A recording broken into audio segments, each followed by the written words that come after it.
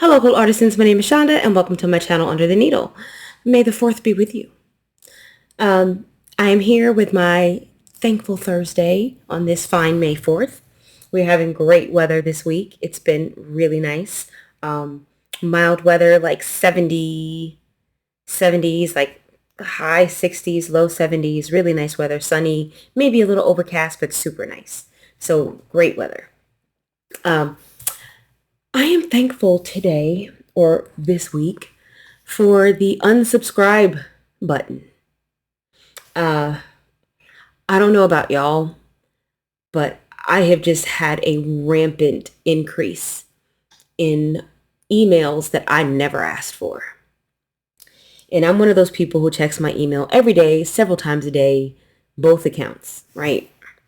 And I don't like having a bunch of unread email, and I don't like a bunch of unsolicited email. And then I'm also getting weird text messages also. And I'm just really grateful that I can go in and unsubscribe or hit the block button. Like, I think I got like 10 emails this week from new entities that I never requested an email from. And it's just too much. And then I have two email accounts, so sometimes I'll get them on both.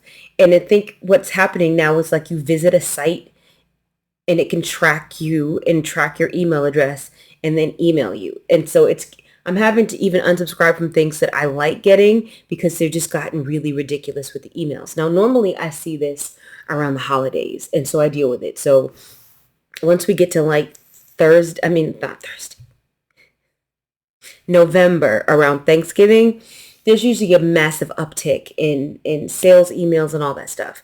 But I guess with the economy being what it is, everybody's growth is shrinking.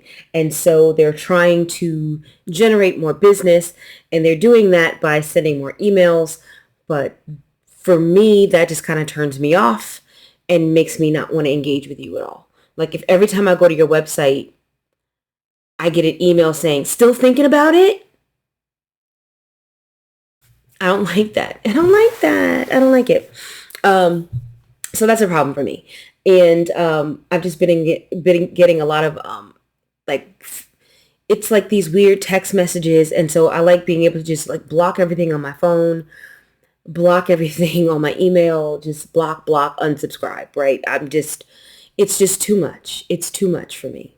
And so I know it's a small thing, but I'm pretty grateful for it, at least this week.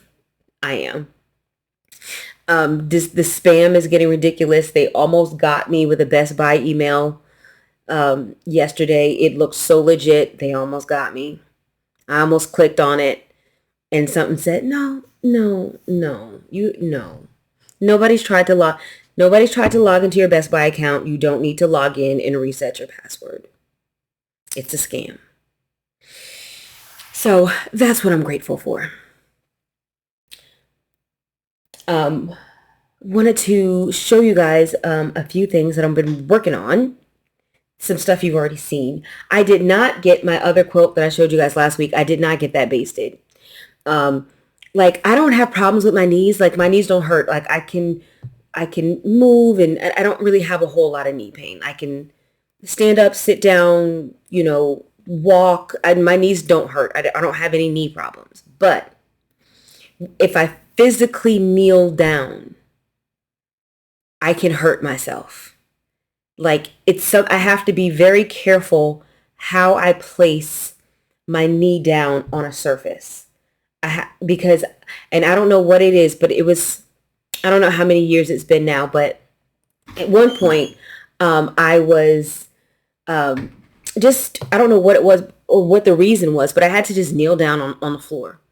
And I kneeled down and my knee began to snap, crackle, pop. I can't explain it. It made noise. It started moving.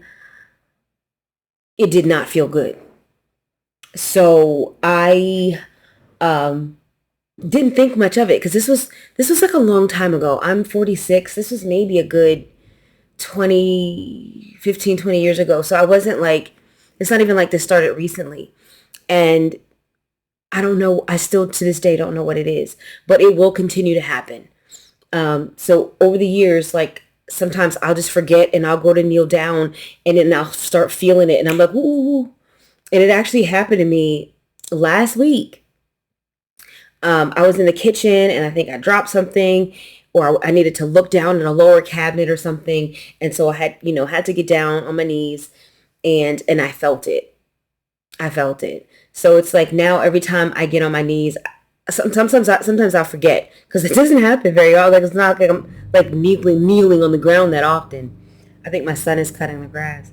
Of course, there's always noise when I do these videos. People always want to walk through here, cut grass, construction, whatevs.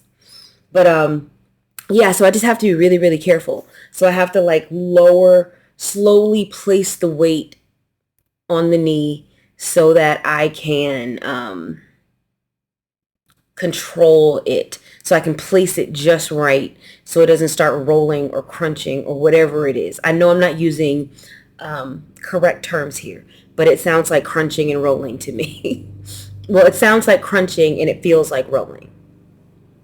Oh, another thing that I'm grateful for though, I think the frog is dead. And to those of you who thought it was a cricket, I understand. I truly understand because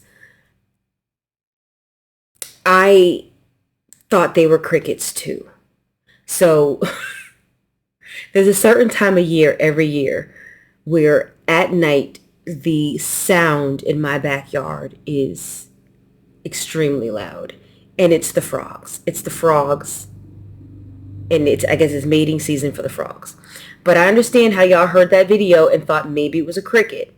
Now I know it's a frog because I lived in this house since 2015. And although I've never been a nature person, I did start to learn. So what day was it this week? I think today's Thursday, so it might have been Tuesday. Oh, I don't have to guess. The picture will tell me.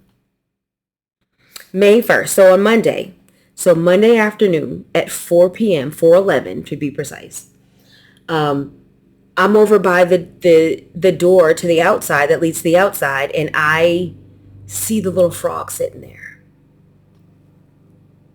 See if I can show y'all. See him?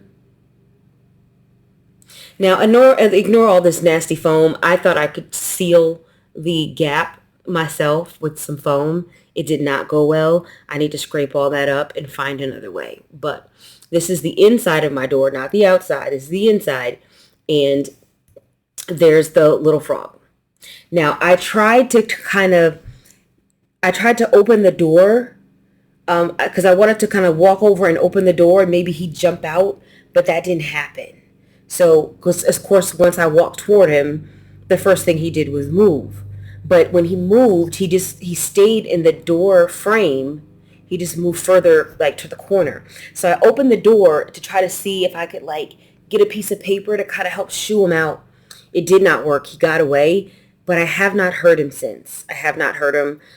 He was in here for quite a while. I don't know how long frogs can eat without food. I don't know what food he would be able to find down here. I suppose there are dead insects. There could be some live insects. I don't know. I don't know how long frogs can live just in someone's garage. I don't know. Without like adequate food or water. I don't know. And I don't even know the lifespan of a frog in general. So I don't know. But it was definitely a frog, not a cricket. But I get it. I get how you would think. And sometimes I do get crickets. But they have a different noise. And I never would have known that in 2015 when I moved here, but I know it now. And so as soon as I heard it, I'm like, oh yeah, that's a frog. When 2015, I'd have been like, what's that? Something's in my house. That would have been me. Now it's like, oh yeah, it's a frog down there somewhere. It'll turn up. You just get used to the critters living out here. I don't live in like the country, but it's rural enough that critters are an issue. All right, so some of the stuff I've been working on. I did not, like I said, the quilt I showed you guys last week, I was supposed to get it basted. I did not.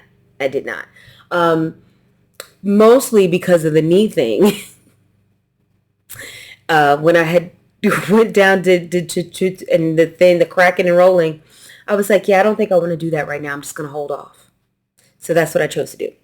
But the puzzle quilt by Open Gate, that pattern, this pattern, I got all of my blocks done. So all 20 blocks are done. And I've got the first 2 rows put together.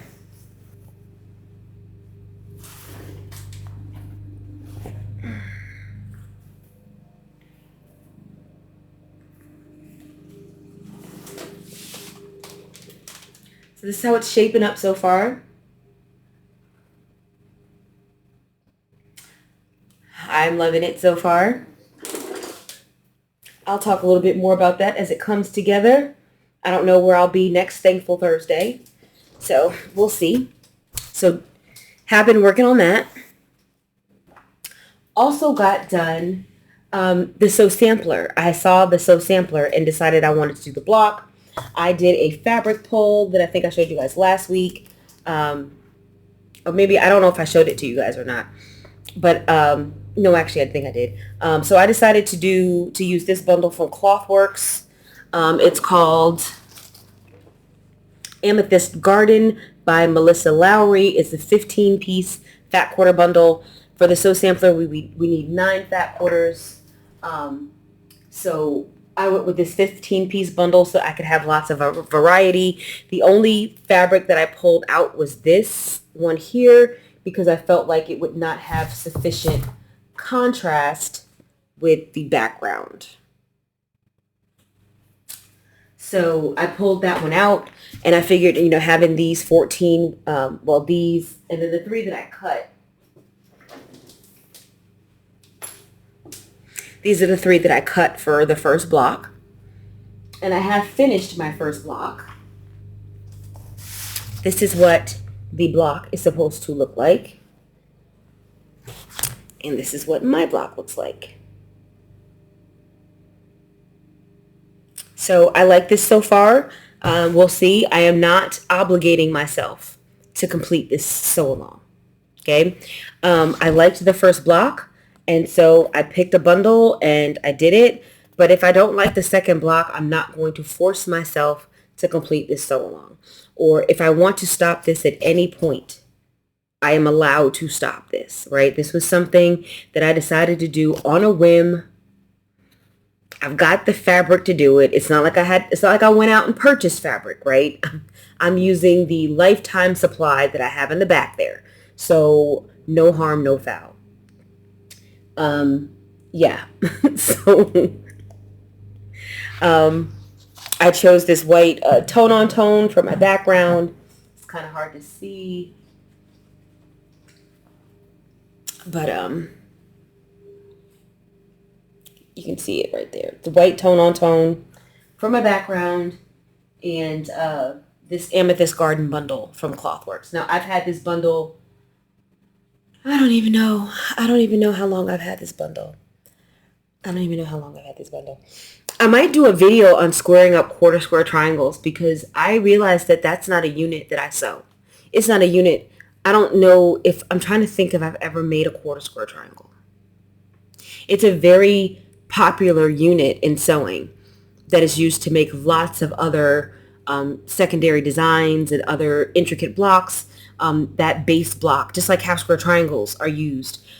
But this particular one, I haven't used it. And so I actually had to do a quick Google on how to square it up. And one of them, I actually squared it up wrong. I squared it up incorrectly because I didn't know what I was doing. And I acted like it was a half square triangle. And then I realized that that was probably incorrect when I looked at it and saw that the corners didn't match properly. So I was like, ooh, oh no.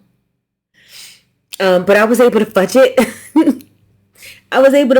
And I feel like you can't really tell. You can't really tell. But yeah, so I might do a video about that just for my own edification because I didn't do it right. But then, so here we go. So like I said, I liked this quilt block. I was not so much a fan of this fabric. So and even if I loved the fabric, I was not gonna buy a kit. I was not. I was not gonna buy a kit. I got too much. I've got too much. We need to find ways to make these patterns work. Now, if I have to buy a backing, I will do that. If I have to buy a background, if I have to, I will do that. But I really shouldn't need to. I've got quite a few backgrounds over there.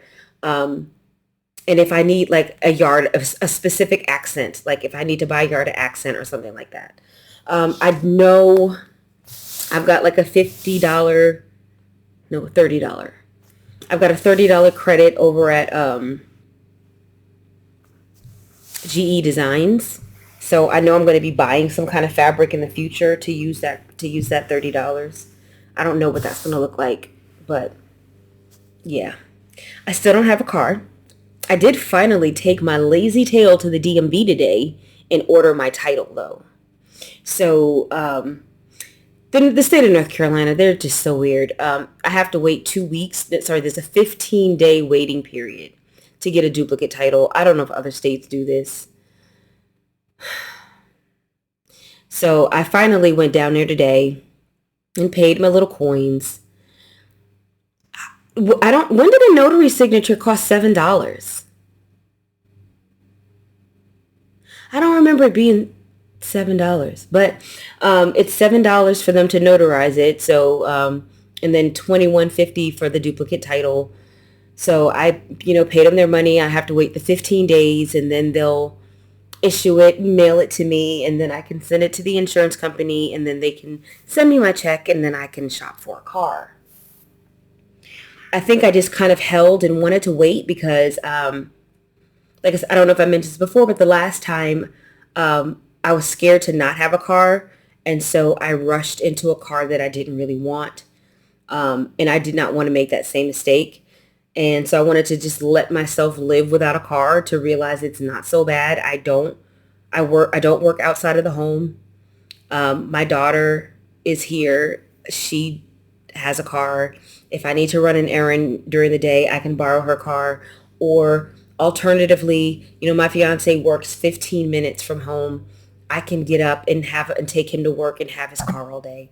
That's an option. Or when he comes home from lunch, I can take him back to work and then use the car and pick him up. Like, I have options here. I never should have bought that car when I did, how I did. I should have waited, but I didn't. Lesson learned, not going to repeat it. So, let's see. Anything else? I don't think there's anything. I mean, there might be other things, other tidbits to talk about, but this has kind of gone on long enough where I'm at 18 minutes, so I'm going to wrap it up.